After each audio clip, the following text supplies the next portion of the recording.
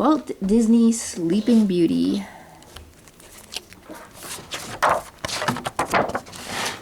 Once upon a time, in a faraway land, a king and queen had a beautiful baby girl. They named her Aurora.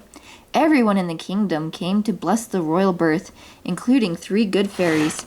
But the evil fairy Maleficent was not invited. This made her very angry, so she cursed the little princess. She announced that on her 16th birthday, Aurora would prick her finger on the spindle of a spinning wheel and die. The king and queen were horrified, but the good fairies, Flora, Fauna, and Merryweather, came up with a plan to protect the princess, Aurora, from Maleficent. They disguised themselves as peasants and raised Aurora deep in the woods. To be extra safe, the fairies agreed to stop using magic so that no one, especially Maleficent, would be suspicious. 16 years went by, and no one discovered Aurora's secret home. Her only companions were the birds and the fluff-tailed squirrels and rabbits. But the princess was very lonely, for she played with her animal friends every day. She sang to them and told them about her dreams of falling in love. On Princess Aurora's 16th birthday, her dreams came true. Prince Philip had heard a beautiful song in the forest and followed the sound. He came upon the clearing and found Aurora singing. They fell in love at first sight. All Aurora's forest friends shared in their joy as the happy couple danced and danced. Meanwhile, the fairies were planning a secret birthday surprise for Aurora. Fauna tried to whip up a fancy layer cake. She opened a recipe book and started mixing all the ingredients in a big bowl. Flora wanted to make Aurora in an extra special dress. She used Merryweather as a model. First, Flora cut a hole in the center of the cloth for Aurora's head to fit through.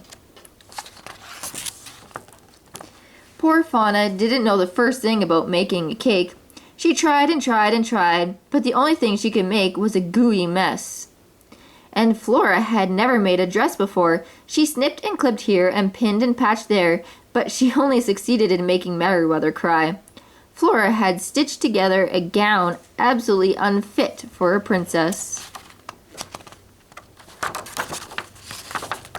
Merryweather finally had enough of Flora and Fauna's nonsense. After 16 years, it was time to get their wands. They needed magic to clean up their mess. So with a few simple whisks of their wand, Fauna's cake rose to perfection with pink icing and brilliant candles. And Flora's fabric gathered itself, trimmed itself, and sewed itself together. With a wave of her wand, it became a lovely pink gown. Oh no, thought Merryweather, that won't do. And in the blink of an eye, she changed the gown's color to a brilliant blue. The fairies brought Aurora back to the castle on the evening of her 16th birthday. Everyone at the palace was eagerly awaiting her return. But the wicked Maleficent also came to the castle and waited for the princess. She lured Aurora to the top of the tower, where she saw a spinning wheel. Then Maleficent's horrible curse was fulfilled. The princess touched the spindle and pricked her finger. The princess fell to the floor. The fairies wept, for they could not stop Maleficent. But Aurora didn't die. The good fairies had worked their magic so the princess would simply fall into a deep sleep. She would awaken only after the first kiss from her true love. Flora, Fauna, and Merryweather couldn't bear to break the king's heart with the news of Aurora's fate, so they made everyone else in the castle fall asleep too. All the guards, the ladies in waiting, even the king and queen. Once the palace was totally quiet, the fairies flew away with magical speed. They needed to find the handsome prince who would break the spell. When Prince Philip heard the news, he raced towards the castle on his galloping white steed. Suddenly, a gigantic forest of thorns sprouted up all around the castle. Maleficent made the barbed trees grow to stop the prince from reaching Aurora, but the valiant prince slashed away at the terrible thorns and cleared a path to the palace. As soon as the prince got to the palace, a fierce and ferocious dragon appeared before him. It was Maleficent, who used all of her powers to transform herself into a fire-breathing dragon. The dragon blasted Philip with a fierce blaze.